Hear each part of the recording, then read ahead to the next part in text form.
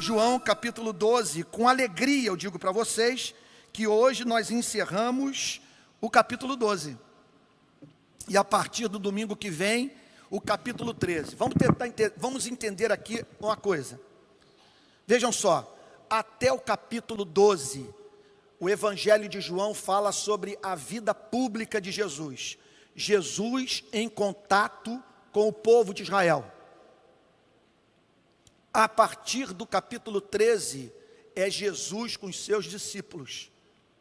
Nós vamos entrar numa outra fase, não apenas do ponto de vista da narrativa, mas do ponto de vista do tema, uma nova fase temática. De maneira que os temas que foram abordados aqui, e alguns reconhecidamente polêmicos, os temas que foram abordados darão lugar agora a uma outra temática. Por exemplo, vem por aí a doutrina do batismo com o Espírito Santo, a doutrina da comunhão da igreja com Cristo. Irmãos, é um tesouro o que nos aguarda. É uma das porções mais saborosas das Sagradas Escrituras. Mas hoje nós encerramos a exposição do capítulo 12 com uma declaração solene de Cristo, uma das afirmações mais contundentes do nosso Salvador. João capítulo 12, verso 47. Portanto, hoje nós vamos examinar os versos 47, 48, 49 e 50. Vamos nos colocar de pé? Vamos nos colocar de pé. Eu vou ler o texto das Sagradas Escrituras e em seguida orar. Todos com a Bíblia aberta? João capítulo 12, verso 47. Se alguém ouvir as minhas palavras e não as guardar, eu não julgo. Porque eu não vim para julgar o mundo, e sim para salvá-lo. Quem me rejeita e não recebe as minhas palavras, tem quem o julgue. A própria palavra que falei, essa o julgará no último dia. Porque eu não falei por mim mesmo, mas o Pai que me enviou, esse me ordenou o que dizer e o que anunciar. E sei que o seu mandamento é a vida eterna. Portanto, as coisas que eu digo exatamente assim como o Pai me falou. Vamos ter um momento de oração, pedir a bênção de Deus para essa exposição das Sagradas Escrituras. Ó Pai Santo, nós bendizemos o Teu nome por essa manhã. Convém ressaltarmos na Tua presença o fato pelo qual somos gratos de não estarmos em agonia num CTI nessa manhã, mas vestidos, alimentados num templo cristão para Te adorar, ouvir Tua palavra, manter contato, Senhor, com pessoas que creem no que nós cremos. Nós Te agradecemos por isso. Nós também, Senhor, Te agradecemos por tudo aquilo que na nossa vida teve que dar certo para que estivéssemos aqui. Não temos como enumerar todas as bênçãos que o Senhor precisou derramar sobre nossas vidas, a fim de que estivéssemos aqui, Senhor, crendo, amando, vestidos, alimentados, Senhor. E isso porque Tu és bom e a Tua misericórdia dura para sempre. Senhor querido, também convém mencionar o perdão de pecados. Queremos Te agradecer, porque Tu tens sido paciente para conosco. Te agradecemos pela Sua longanimidade. Te agradecemos pela Sua prontidão em perdoar. Senhor querido, Deus de toda graça, nós acima de tudo o glorificamos pelo que Tu és. Tu não és apenas Deus bom para conosco, Tu és essencialmente bom, Tu és excelente, Tu és amável. Não há nada no universo mais encantador, nada que instigue mais o nosso espírito, que mais nos ponha para pensar do que o seu ser, seus atributos, Senhor. Nós o amamos, Senhor, nós o amamos. Senhor amado, se nos fosse possível conhecer todo o cosmos, todas as galáxias, sóis, planetas, o que teríamos, Senhor, tão somente haveria de ser uma visão fantástica. Ó Deus, mas na Tua presença nós contemplamos o que nos silencia, o que nos faz prostrar e nos curvar, porque ao Senhor nosso Deus adorarás e somente a Ele prestarás culto. Deus de toda bondade, graça, misericórdia, contudo, não vivemos à altura do que sabemos ser verdadeiro. Por isso, nessa manhã, nós queremos, Senhor, nesse exato ponto da nossa liturgia, apresentar a Ti as nossas iniquidades, pessoas que machucamos, mentiras que proferimos, Senhor, dores que nós ignoramos. Queremos, Senhor, Te pedir perdão quando usamos a religião, Senhor, como desculpa para nossa irresponsabilidade, indiferença, falta de amor. Te pedimos perdão pelos pecados do altar, pelos pecados do religioso, Senhor. Perdoa-nos, Senhor. Perdoa-nos pelo que permitimos que os nossos olhos vissem. Perdoa-nos, Senhor, por todas as vezes em que nos alegramos com o sofrimento humano e quando deixamos de celebrar, Senhor, a vitória daqueles que foram criados à Tua imagem e semelhança, muitos dos quais, Senhor, irmãos nossos na fé. Nós pedimos perdão por todo o excesso, por toda a falta de domínio próprio, falta de temor, de zelo pela Tua obra. Pedimos perdão, Senhor, pelos dias em que não abrimos a Bíblia para meditar na Tua palavra, não o buscamos em oração. Perdoa-nos, Senhor. Perdoa-nos pelos membros da nossa família, Senhor amado, que estão encontrando dificuldade de se aproximar de Ti em razão do nosso mau testemunho. Pedimos perdão por não levar pessoas a Cristo, Senhor. Pedimos perdão por não pregar o Evangelho. Pedimos perdão por nós não nos compadecermos dos oprimidos, dos necessitados, dos despossuídos, dos que sofrem, dos enlutados, dos enfermos, dos divorciados, Senhor. Ó Deus querido, dos desempregados, dos endividados, dos que sofrem de males crônicos. Perdoa-nos por esse cristianismo sem compaixão, Senhor. Perdoa-nos, Senhor. Queremos nessa manhã nos arrepender do nosso arrependimento, Senhor. Arrependimento sem lágrimas, arrependimento sem mudança de vida, arrependimento sem quebrantamento, arrependimento sem restituição, arrependimento sem conserto. Perdoa-nos, Senhor.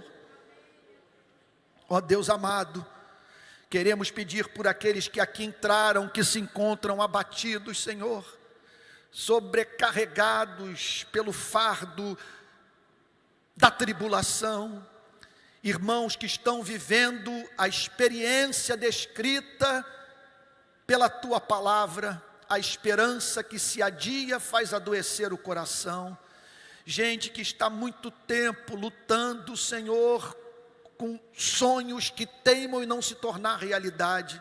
Nós pedimos a Ti por esses, Senhor, encoraja-os, mostra-lhes, Senhor, que os impossíveis dos homens são possíveis para Deus, mostra-lhes, Senhor amado, que o Seu relógio nunca atrasa, porque Tu és Deus, Senhor, que opera sempre em sabedoria, em graça, Senhor, de maneira, ó Deus amado, que aquilo de que carecemos, chegue às nossas mãos, Senhor, ó Deus, no tempo decretado pelo Senhor, decretado em amor. Ó Deus de toda graça, nós pedimos agora por aqueles que entraram aqui e que estão enfermos. Senhor querido, Tu sabes que esta igreja não vem de milagre, mas Tu sabes que esta igreja acredita em milagre, ou pelo menos deveria acreditar em milagre. E nós queremos pedir um milagre nessa manhã, Senhor. Que o Senhor cure, Senhor amado, a mente, os corpos, Senhor, dos Teus servos. Cura, Senhor, aqueles que entraram aqui, Senhor, que mal conseguem dormir, taquicárdicos, agitados, Senhor, ansiosos. Deus amado, ajude-os a ouvir a Tua voz. Meu servo, minha serva, aquietai-vos e sabei que eu sou Deus. Nós rogamos a Ti, Senhor, por aqueles que estão com dívida no banco, dívida com cartão de crédito, que pegaram empréstimo com irmãos na fé e que não conseguem pagar. Deus amado, compadece-te destes, Senhor, ajude-os a honrarem os seus compromissos, Senhor, em nome de Jesus. Não permita que os Teus servos sejam envergonhados, especialmente diante daqueles que não conhecem o Teu nome, Senhor. Nós pedimos por aqueles que têm filhos que não estão em comunhão com a igreja, filhos que não estão vivendo em santidade, Senhor, filhos que não amam a Tua palavra. Senhor, nós não formamos filhos para maldição. Senhor, se os cabelos da nossa cabeça estão cantados, o que fará, Senhor? O Teu cuidado meticuloso do que tange a vida dessa gente, dessas crianças, dos nossos filhos, Senhor, carne da nossa carne, pelos quais estamos prontos a dar a nossa vida. Compadece-te deles, Senhor, abra o seu entendimento, livra-os do fascínio deste século.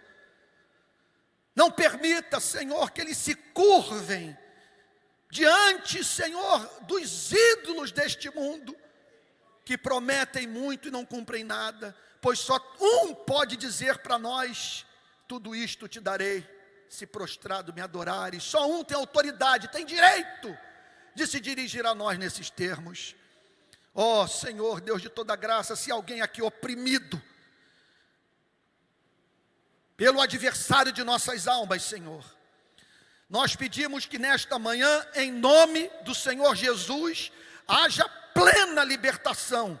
Senhor amado, liberta-os, Senhor, dos ataques dos principados e potestades. E não aceitamos que nossa casa seja ninho de demônios, de maneira que quando voltarmos hoje, Senhor, para o nosso lar, nós haveremos de encontrá-lo perfumado pelo perfume de Cristo, cheio da presença gloriosa do Senhor nosso Deus. E quem entrar na nossa casa vai sentir a presença do Espírito Santo, Senhor. Deus querido, dá a essa igreja um novo amor pela Bíblia, um novo prazer na oração. Batiza a nossa igreja com o Espírito Santo, Senhor. Distribui dons, dá visão, Senhor. Senhor, levanta profetas, queremos profecia entre nós, o Teu nome sendo exaltado, Senhor, em nome de Jesus. Senhor, pedimos pela unidade da igreja, que o nosso vínculo em Jesus Cristo resista, Senhor, a todo espírito de divisão. Senhor, que sejamos diferentes, somos diferentes, Senhor. É da Tua vontade que até mesmo, Senhor, haja harmonia entre os diferentes da Sua igreja. O que nós pedimos, Senhor, é que nada nos separe uns dos outros, Senhor, porque o mundo está olhando para a igreja, e o mundo quer saber se nós nos amamos de fato. Pedimos, Senhor, por esse trabalho de jovens. Senhor amado, nós nos vemos diante de uma muralha, porque todas as igrejas do Rio de Janeiro têm culto domingo à noite lotado, e a nossa igreja não. Senhor, nós pedimos a Ti o auxílio dos anjos, que o Senhor nos socorra, Senhor, porque é humilhante para nós esse templo vazio no domingo à noite. É humilhante para nós, Senhor, só termos um encontro com a igreja, Senhor, no domingo de manhã, com tantas pessoas famintas por Jesus Cristo, com Tua palavra precisando ser pregada. Por isso nós pedimos, Senhor, que já no primeiro domingo de julho, o fogo pentecostal caia sobre a nossa igreja, Senhor, que haja uma obra espantosa do Espírito Santo entre nós, fortalece o braço desses jovens, Senhor, em nome de Jesus, levanta líderes, missionários, Senhor, e ó Deus amado, e nós pedimos a Ti, que eles carreguem a igreja, Senhor, ó Deus, que o exemplo deles constranja o nosso coração. Pedimos, Senhor, que Tu acrescentes a comunhão da nossa querida igreja, os eleitos. Acrescenta os que haverão de herdar a vida eterna, Senhor. Nós queremos, Senhor, ter um segundo culto no domingo de manhã. Senhor amado, nós queremos ver cultos aqui realizados durante o domingo inteiro. Queremos ver tentáculos da igreja em toda a região metropolitana do Rio de Janeiro. Abençoe o conselho da igreja, santifica o Senhor, dá-lhe visão. Abençoe a junta diaconal, Senhor, que ela seja usada por Ti para o cumprimento da sua tarefa precípua, que não é cuidar de carro em estacionamento, mas a socorrer o pobre, Senhor. Pois Tua palavra diz que os diáconos servem às mesas, Senhor.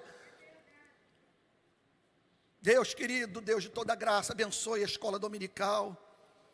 Senhor, que a Tua palavra continue a ser ensinada com excelência nas nossas classes, escola dominical. Abençoe os grupos pequenos, que eles se multipliquem. Levanta hospedeiros, levanta líderes de grupos pequenos, Senhor. Põe Tua mão sobre o trabalho de adolescentes, Senhor. O trabalho de casais, Senhor. Trabalho de senhoras, de homens, o coral. Que todos os departamentos da igreja estejam sob os Seus cuidados, Senhor. Senhor, restaura a nossa sorte como as torrentes do Neguebe. Tua palavra diz, os que com lágrimas semeiam, com júbilo ceifarão. Quem sai andando e chorando enquanto semeia, voltará com júbilo, trazendo seus feixes. E agora, Senhor, que Tua palavra vai ser exposta, torne-a clara para nós, Senhor. Que possamos entendê-la e experimentar o impacto da verdade no nosso espírito. É o que Te pedimos em nome de Jesus, com perdão dos nossos pecados. Amém. Amém. A igreja pode ficar sentada. Palavras solenes do nosso Senhor e Salvador Jesus Cristo. Aqui, Ele encerra o seu contato com o público mais amplo. São seus últimos dias de vida e Ele dedica esses últimos dias de vida à sua igreja.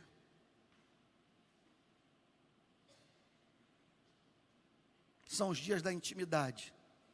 São os dias nos quais o Salvador abre o coração com o seu povo, a fim de que o seu povo possa dimensionar o amor que Deus tem pela sua igreja. Contudo, Ele encerra da forma, a palavra que está me vindo à cabeça agora, eu acho que faz jus ao que eu quero comunicar. Ele termina da forma mais dramática que poderíamos imaginar, tratando do assunto mais sério que Ele poderia tratar. Diz assim a Bíblia, verso 47, João 12. Se alguém ouvir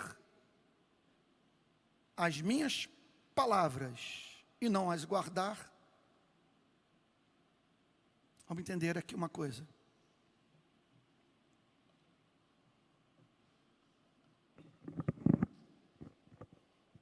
Há duas formas dos seres humanos conhecerem a Deus. Há uma revelação que é chamada pelos teólogos de revelação especial. E há uma revelação que os teólogos chamam de natural. Deus se revela aos seres humanos através da ordem criada. Deus se revela aos seres humanos através da sua palavra. Então vejam só, nem todos os seres humanos têm acesso à revelação especial. Há pessoas que nasceram, viveram nesse planeta, nele morreram, e não ouviram nada falar sobre Jesus Cristo. Milhões. Mas não há um só ser humano que não tenha ouvido a voz do Pai. Nem todos ouviram a voz do Filho, mas todos ouviram a voz do Pai. Nem todos tiveram acesso a uma Bíblia, mas todos tiveram acesso a Manga Rosa, o Bem TV, o nascer do sol, o pôr do sol, uma rosa que desabrocha. Todos tiveram acesso à revelação que o Pai faz de si mesmo na criação. Os céus, diz o rei Davi, proclamam a glória de Deus. O firmamento anuncia as obras de suas mãos. Um dia discurso outro dia, uma noite revela conhecimento outra noite. Não há neles linguagem, nem palavra, nem deles se ouve nenhum som. No entanto, por toda a terra se faz ouvir sua voz e suas palavras até os confins do mundo. Salmo 19, palavras do rei Davi. O que o Senhor Jesus destaca nessa pregação final, proferida ao grande público, é o fato de que nem todos os que tiveram acesso à revelação especial, à pregação da palavra, ao Evangelho, receberam o Evangelho. Muitos são chamados e poucos os escolhidos. Por isso, o Senhor Jesus declara: se alguém ouvir as minhas palavras e não as guardar. Vamos parar para pensar. Uma desgraça, gente. Fico olhando para o relógio, olho para o texto. Cada palavra me remete para um universo, para um mundo de informação, e eu preciso de uma graça que eu não tenho, que é de ser conciso, ser objetivo, e não tentar explorar tudo que o texto diz, porque só essa frase inicial, olha só, pense na quantidade de informação dessa frase. Em primeiro lugar, se alguém ouvir, está falando, portanto, de você, meu Deus, de tão amado que você é, Deus botar um evangelista na sua vida, um pastor, um missionário, fazer com que um livro chegue em sua mão, com que você ouça uma música, para que você tenha contato com uma verdade que vai ajudar você a lidar com o seu passado, a encarar o seu presente, a manter uma relação desassombrada com o seu futuro. Uma mensagem, portanto, que comunica perdão, que diz que se você voltar para a casa de Deus, você vai receber o abraço do Pai. Então, o Senhor Jesus traz à memória dos seus discípulos o fato de que há nesse planeta aqueles que ouviram as palavras de Cristo. As palavras de quem? As palavras de alguém que falou como nenhum outro ser humano falou. É aquilo que eu tenho dito para você. Você lê Cervantes, você lê William Shakespeare, você lê Dostoiévski, você é tocado, você se comove, e sua vida pode passar por alterações, mas quando você lê Jesus Cristo, você é desconjuntado, você cai de joelhos. Ele oferece a consolação mais profunda que se possa conceber. Nada é trivial na sua mensagem. Ele trata o tempo inteiro de questões de vida ou morte. Então ele fala de pessoas que ouviram as suas palavras, mas não guardaram a sua palavra. Não deram guarida para a sua palavra. Não ofereceram o seu coração como terreno fértil para a frutificação da palavra. Ouviu a palavra, Deus preservou sua vida para que essa pessoa tivesse acesso à revelação. A mensagem foi proclamada para essa pessoa, mas ela não acolheu a palavra. O verbo usado aqui, guardar. Não teve a palavra como preciosa, não deixou a palavra se tornar elemento regulador da sua vida.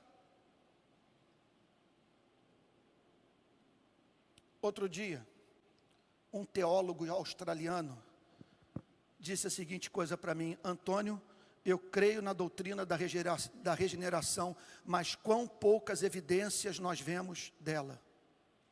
O que ele estava dizendo? Minha experiência como teólogo, como pregador, tem me colocado diante dessa triste constatação.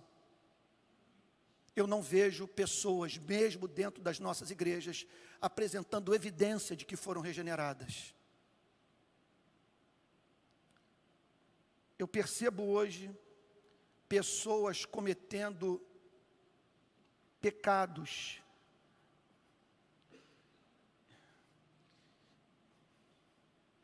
em áreas que são cruciais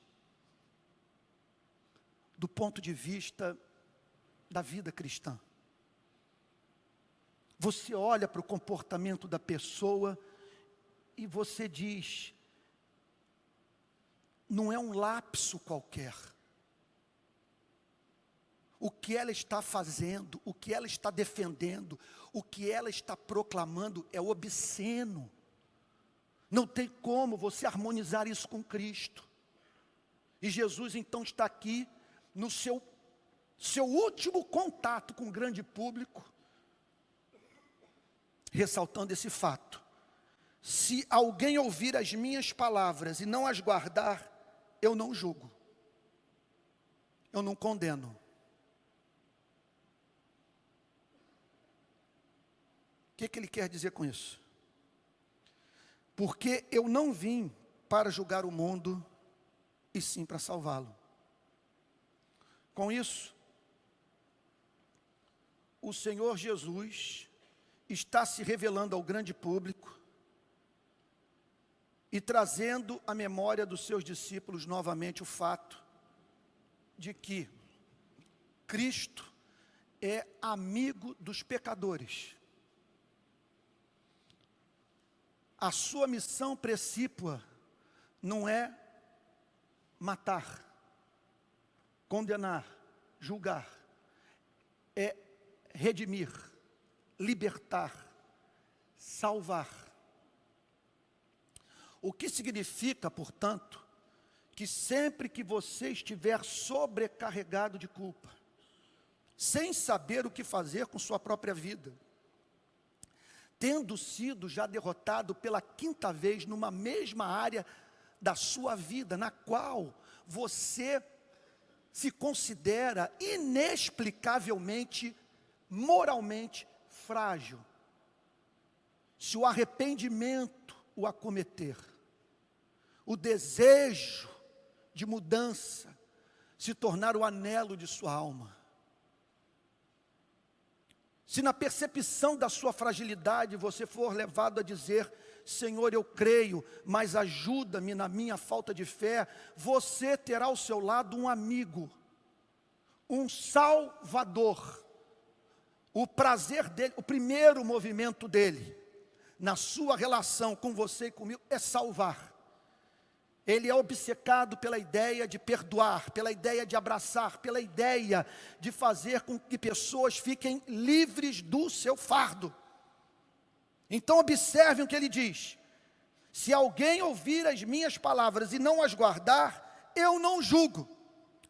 Não sou eu que haverá de condená-lo, porque eu não vim para condenar, para julgar o mundo, e sim para salvá-lo. O Pai me enviou ao mundo para libertar os homens dos cativeiros dentro dos quais eles se encontram. O Pai me enviou ao mundo para comunicar o caminho da verdade. O Pai me enviou ao mundo para que o mundo recebesse luz e que permitisse os seres humanos, portanto, regularem sua vida pela palavra, de maneira que pudessem ajustar essa mesma vida à realidade.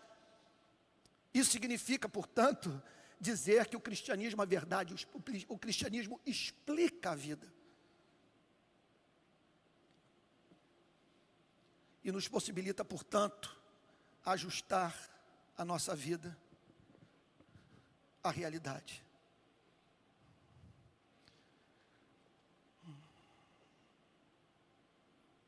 Se alguém ouvir as minhas palavras e não as guardar, eu não o julgo.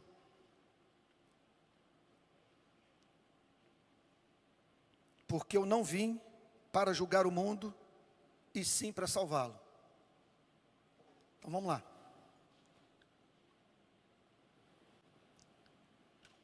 Se o adversário das nossas almas pudesse agora causar um infarto em mim, ele o faria para eu não comunicar o que eu vou lhe dizer agora. Não quero ser dramático, mas estou fazendo esse preâmbulo todo, porque aquilo que eu tenho para lhe dizer é de fundamental importância. Aqui está o próprio Cristo, dizendo para a humanidade: eu vim para salvar, eu sou amigo. Eu vim para estender a mão, eu vim para levantá-lo desse naufrágio moral no qual você se encontra. Eu vim para lhe revelar um Deus doce, perdoador, amoroso. Eu vim para ser o seu amigo, o seu conselheiro. Eu vim para botar o meu peito, desde que você o queira, entre você e a lei, entre você e o inferno, entre você e sua consciência, entre você e Moisés, entre você e o juízo final. Mas o que ocorre? Ocorre frequentemente desse Cristo ser apresentado como um Cristo severo, diferente desse Cristo. Aqui é o próprio Jesus falando. Eu vim para salvar, eu não vim para condenar. O meu prazer não está na condenação, o meu prazer está no perdão. Eu vim para que os seres humanos pudessem voltar a sorrir, ter vontade de cantar, de fazer poemas para o Criador. Eu vim para que os seres humanos pudessem comer a comida e sentir o sabor. Eu vim para salvar, mas acontece que ocorre na sua e na minha vida, de se aproximar de você e de mim, um Cristo diferente desse, um Cristo severo. O Cristo da amiga do meu filho Mateus, lá em São Paulo, que disse: eu corri à igreja de São Paulo, ouvi os pregadores, cheguei à conclusão que eu não tenho motivo para amar Jesus Cristo. E eu tenho para mim que ela chegou a essa conclusão, porque o Cristo que lhe foi apresentado é justamente aquele que a Bíblia chama de Satanás, que é o exato oposto do Cristo da Bíblia.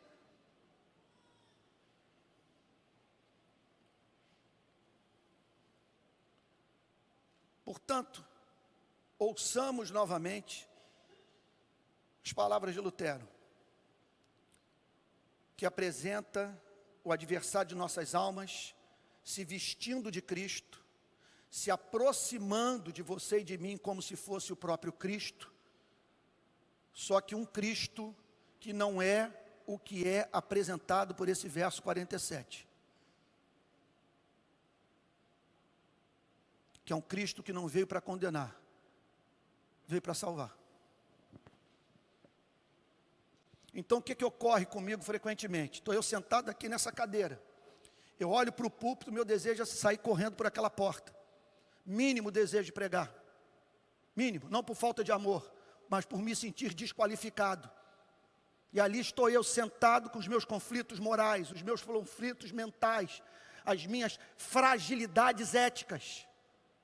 O que me faz percorrer esse caminho e chegar aqui no púlpito é acreditar que o Cristo da Bíblia é meu amigo.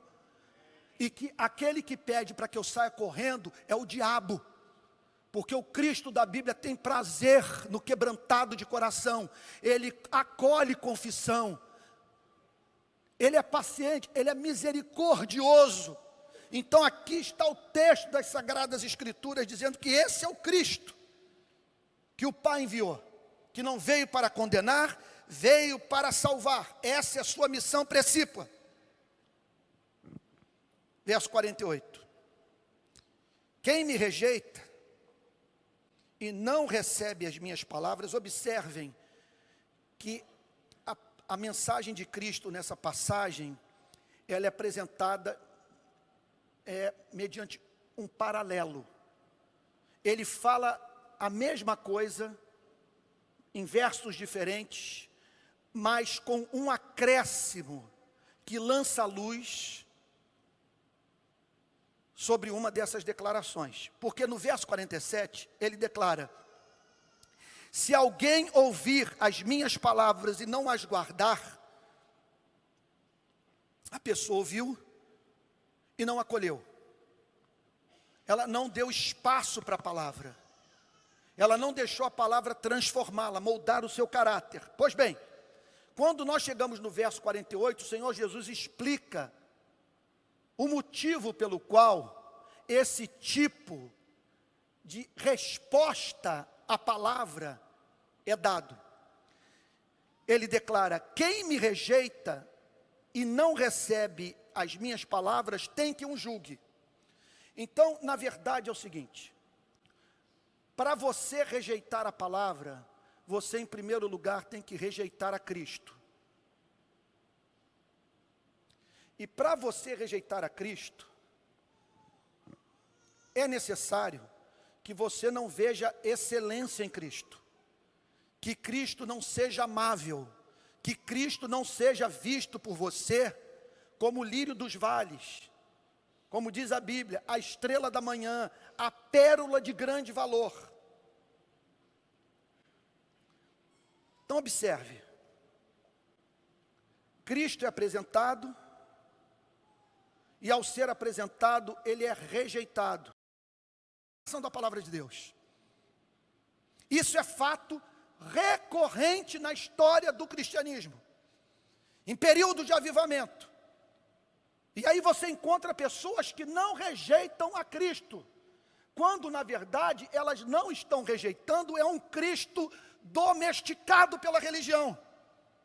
Jesus está falando aqui do contato com o Cristo verdadeiro.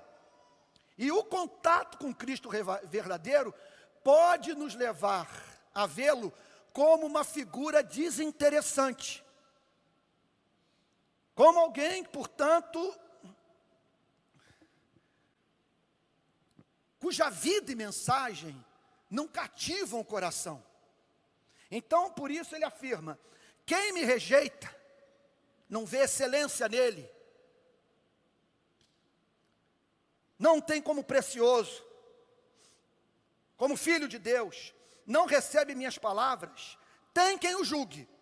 Portanto, o Senhor Jesus está dizendo a seguinte coisa, e aqui não há espaço para essa pregação chamada de universalista, que diz que no final todos serão salvos. Eu não entendo como que uma pessoa pode pregar o Evangelho, ou se dizer proclamadora do Evangelho, e anunciar o universalismo. E dizer que no final, por Deus ser tão bom, todos serão salvos. Independentemente da espécie de relação que mantém com a palavra de Deus. O texto declara: quem me rejeita e não recebe as minhas palavras, tem que um julgue. Haverá um julgamento. Haverá uma condenação. E note bem, isso é razoável. Isso é razoável. Tem quem o julgue. Isso é razoável. Essa pessoa não ficará impune. Pelo seguinte motivo: ela faz parte de uma humanidade causadora de guerra, de miséria, de destruição. Deus envia o seu único filho para, em vez de destruir essas pessoas, salvá-las. É uma coisa impressionante. Vocês imaginem qual a relação que Deus mantém com esse planeta. Como Deus vê o que nós fazemos uns com os outros. O que nós fazemos com o planeta Terra. O que nós fazemos com o próprio Criador.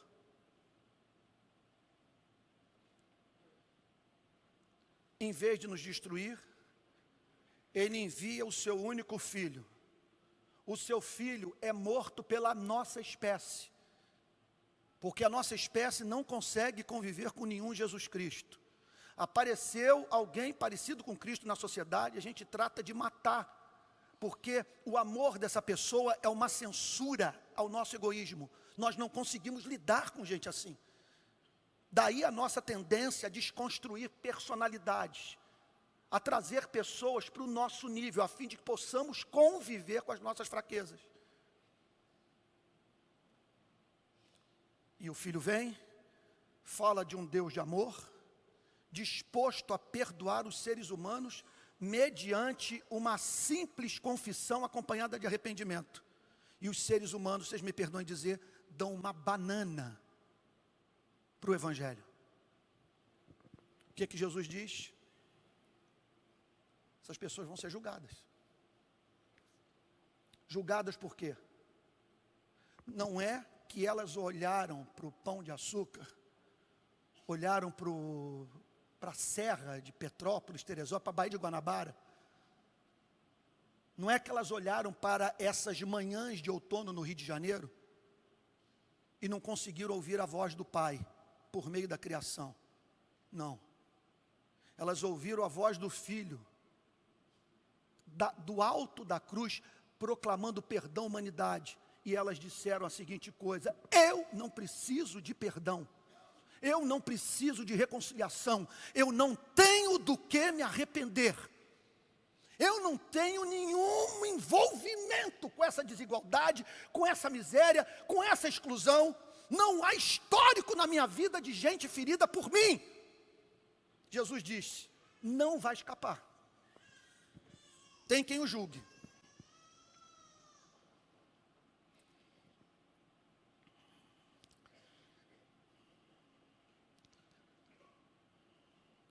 Verso 48, parte final. A própria palavra que falei, essa o julgará no último dia. Meu Deus. A própria palavra que falei, essa o julgará no último dia. Que palavra é essa? Vamos pegar uma delas? Ele está dizendo o seguinte: não sou eu que vou condenar essas pessoas. É a palavra que eu proferi.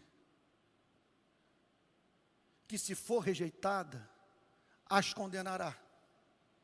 E de que maneira? Eu tenho para mim que é uma passagem absolutamente assustadora do Novo Testamento, que nos mostra como se dará esse julgamento. Vejam comigo, por favor, Mateus, Sermão da Montanha, capítulo 7.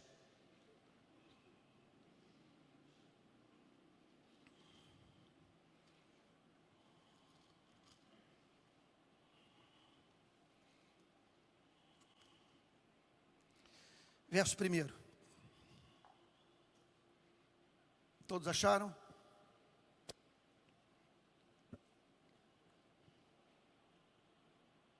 Não julguem. O que diz o texto? Não julguem, para que vocês não sejam julgados. Está claro, né? Não se assente no trono de Deus. Não queira desempenhar a função que o próprio Cristo se recusou a desempenhar nos dias de sua carne. Não queira ser juiz. Não julgue, para que vocês não sejam julgados. Verso 2. Pois com o critério que vocês julgarem, vocês serão julgados. E com a medida que vocês tiverem medido, vocês também serão. Ninguém escapa. Ninguém escapa.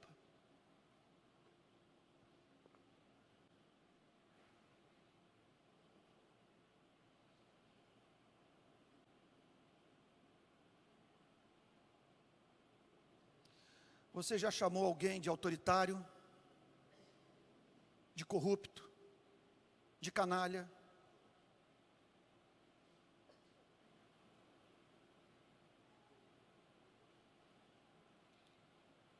Você já desejou míssil em favela? Já declarou, tomara que ele apodreça na prisão? Você já fez esse tipo de declaração alguma vez? Você já chamou alguém de egoísta, de indiferente? Você já disse para alguém: o seu gênio é insuportável, é difícil conviver com você? Você já declarou isso alguma vez? Permita-me dizer, você está ferrado. Porque cada sentença sua, ela se transforma num código moral que será usado como critério para a avaliação da forma como você viveu nesse planeta.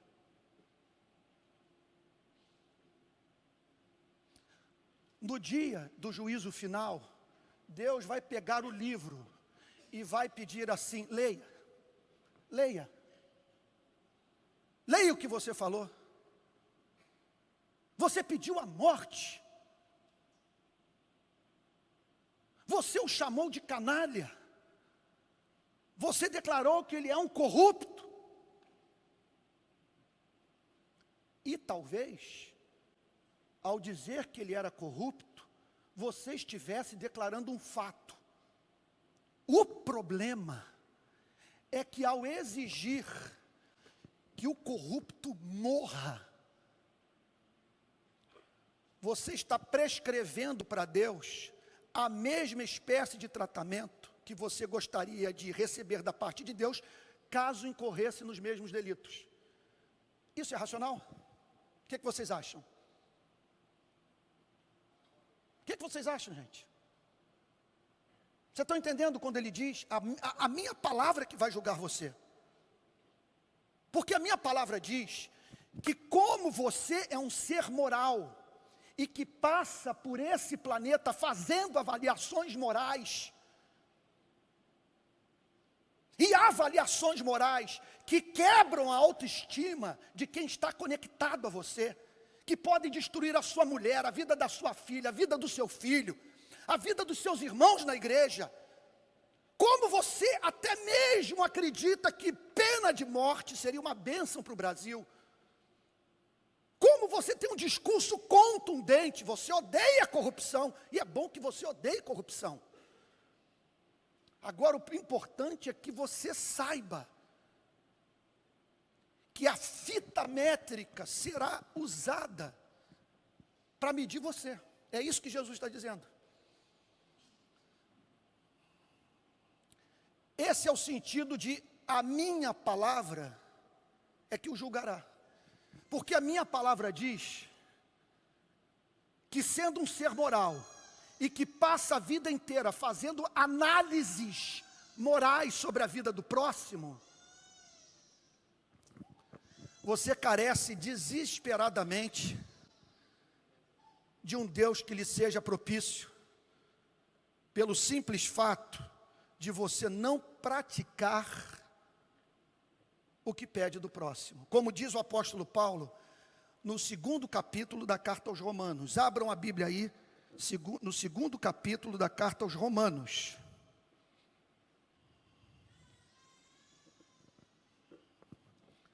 Capítulo 2, verso 1, acharam? Por isso, você é indesculpável quando julga os outros. Estão prestando atenção, gente? Por isso, você é indesculpável quando julga os outros, não importando quem você é. Se você é de direita ou de esquerda. Por quê? Pois naquilo que julga o outro, você está condenando a si mesmo, porque pratica as mesmas coisas que condena. Deixa eu lhe dizer uma coisa: ninguém nessa manhã aqui escapa desse veredito.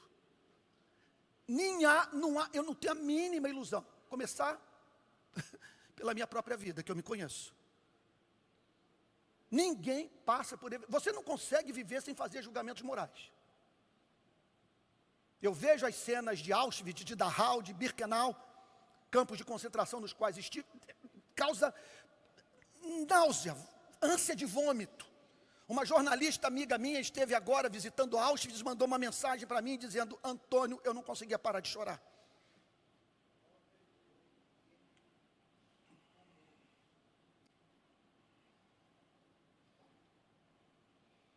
E o texto diz que haverá um último dia.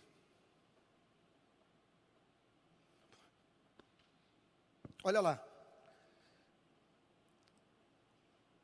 A própria palavra que falei, essa o julgará no último dia. O que a Bíblia gira em torno, a Bíblia inteira, em torno dessa data. Os profetas, os apóstolos e Cristo acreditavam no último dia.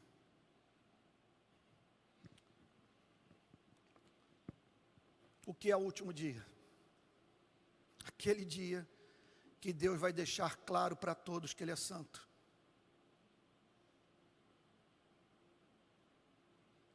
E que não tolerará mais rebeldia e recusa de sujeição à sua vontade. Nesse dia todos comparecerão diante do trono de Deus. E a desgraça.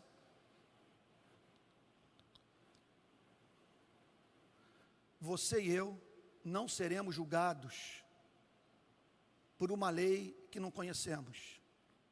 Nós seremos julgados pela nossa própria lei. Por tudo que você falou para sua mulher, por tudo que você falou para o seu marido, por tudo que você falou para o seu filho, por tudo que você falou para o seu pai, por tudo que você falou para o seu vizinho, por tudo que você falou do presidente da República, por tudo que você falou sobre o governador Sérgio Cabral. Quer seja justo, quer não. Estão entendendo o ponto? Quem rejeita, olha o que o Senhor Jesus está dizendo. Quem rejeita a mensagem de Cristo será condenado não por Cristo, mas pela palavra de Cristo. O que a palavra de Cristo declara? Só existe uma forma de obtenção de vida eterna, é mediante arrependimento e fé. Ninguém será salvo pelas obras. Ninguém. E portanto, o cristianismo tem como objetivo nos preparar para o último dia, a fim de que naquele dia, preste atenção, você não seja julgado pelos valores que você ensinou, pelo que você passou a vida inteira cobrando das pessoas, mas que Deus o acolha como quem antes daquele dia procurou o Rei do Universo, depois as armas, pediu perdão, tomou posse da sua misericórdia e foi tornado habilitado a entrar no reino dos céus, no reino dos redimidos, no reino ao qual terá acesso apenas os humildes de espírito. O texto prossegue dizendo: porque eu não falei por mim mesmo. Eu não vou poder explorar esses dois versículos, que é minha intenção terminar logo, por causa do horário. Porque eu não falei por mim mesmo, mas o Pai, observe que o Pai e o Filho estão interessados na nossa salvação. Com isso Jesus está dizendo: vocês não estão ouvindo apenas um ser humano falando. Não se trata apenas de alguém da sua espécie comunicando a verdade. Ele está falando isso aqui do ponto de vista da sua encarnação, da sua humanidade. Porque eu não falei por mim mesmo, mas o Pai que me enviou, esse me ordenou o que dizer e o que anunciar. Vocês estão entendendo o ponto? O Pai, meu Deus, o Criador de Andrômeda, o Criador da Via Láctea, o Criador de todos os sóis, de todos os planetas, meu Deus, Ele diz o seguinte: filho, eu envio para aquele planeta azul. Há uma rebelião naquele planeta azul, o planeta mais lindo do sistema solar, um jardim que eu criei para os que foram criados à imagem e semelhança, está virando um deserto. Há uma rebelião no planeta azul, meu filho. Eu o envio para anunciar aos rebeldes a minha salvação. A situação deles é desesperadora, porque eles não conseguem viver sem fazer julgamentos morais, mas eles não vivem o que prescrevem. Eles não vivem o que exigem. Eles não vivem o que cobram do próximo. Portanto, a minha santidade exige que eles sejam julgados. Eu não posso tolerar que eles continuem se matando e me menosprezando. Agora eu envio não para destruí-los, eu envio para salvá-los, porque eu sou louco de amor por eles. E aí vem Jesus Cristo para dizer o seguinte: eu tenho como livrá-lo desse impasse. Você não consegue parar de fazer avaliações morais. Tem pessoas que carregam fardos nos ombros postos por você.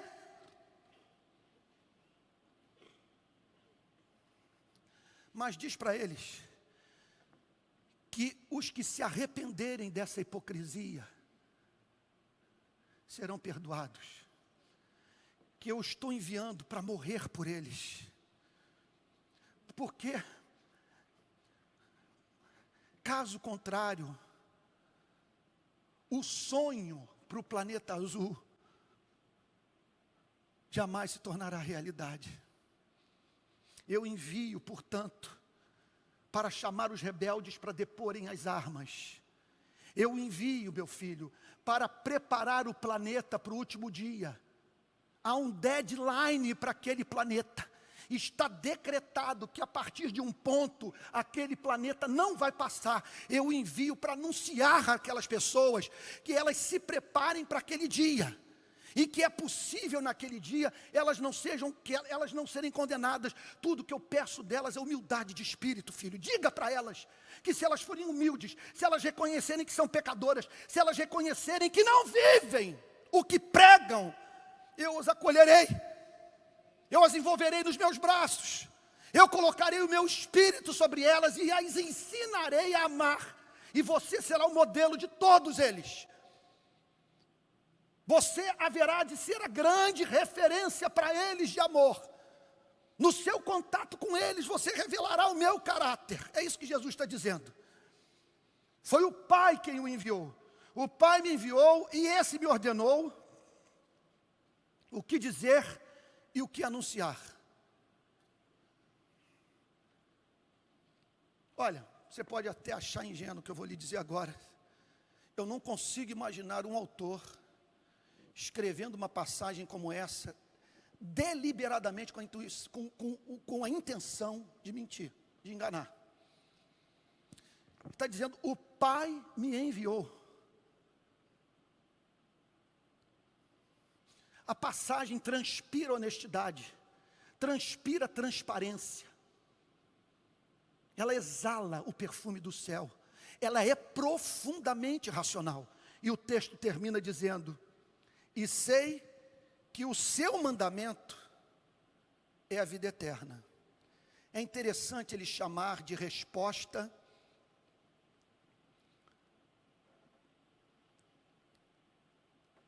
para o Evangelho de obediência. Ou seja,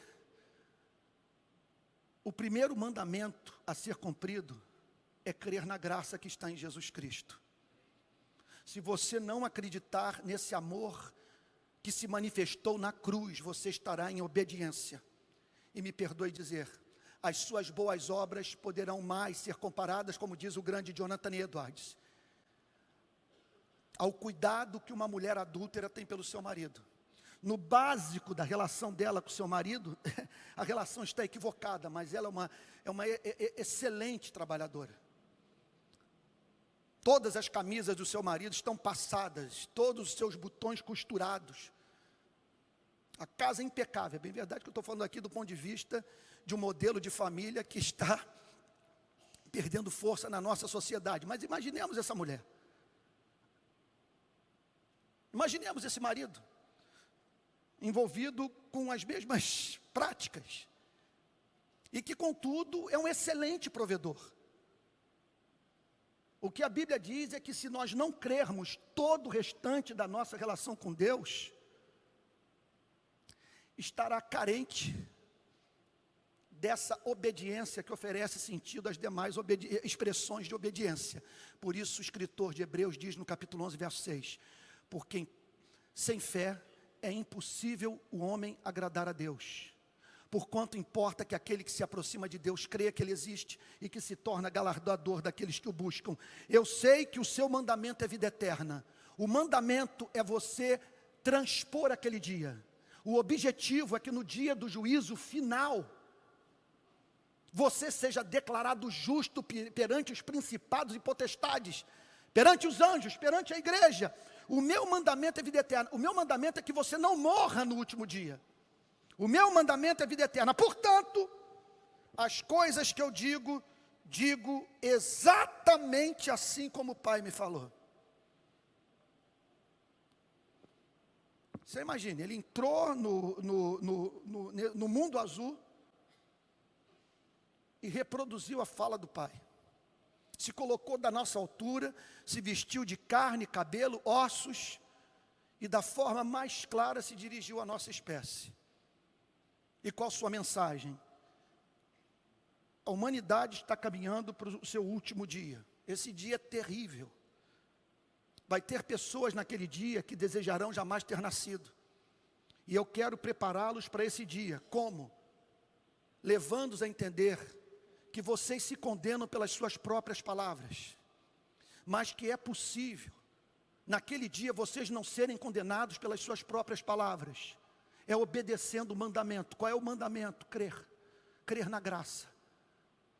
Crer no sangue que foi derramado. Crer nessa misericórdia que é maior do que os nossos pecados.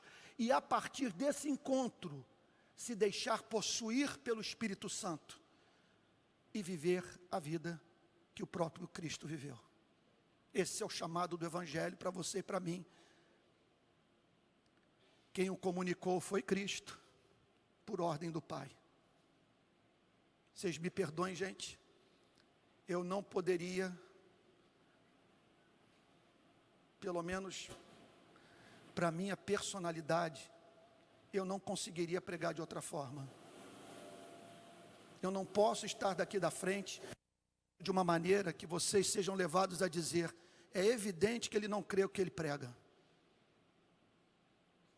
Falo dessa forma caricaturizada ou caricatural, que muitos podem considerar, porque eu tremo diante dessa palavra.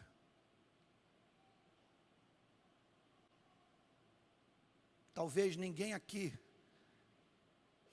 tenha denunciado mais o pecado para um número maior de pessoas,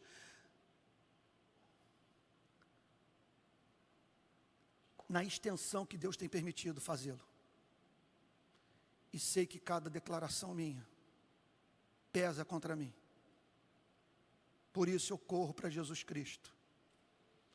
Peço que Ele me trate com misericórdia, que minhas palavras não me condenem, e que Ele me ajude a ser elástico no meu perdão. Liberar graça. Liberar amor, liberar perdão, ser paciente com as pessoas, porque a minha condição de pecador não me permite ser arrogante. Que Deus nos abençoe, meus amados irmãos, e que hoje eu posso dizer para Deus, Senhor, uma igreja me elegeu, uma igreja tem mantido a minha vida, a vida da minha família, mas Senhor, Tu sabes que com imperfeição, eu não traí o meu chamado. E eu disse para a minha igreja que haverá um último dia. Por mais antipática que essa doutrina seja. E eu preparei a minha igreja para o último dia. Tudo que eu espero é que você não rejeite a Cristo. Receba a palavra, acolha e aguarde no seu coração. Porque o mandamento é vida eterna. Vamos ficar de pé, vamos orar?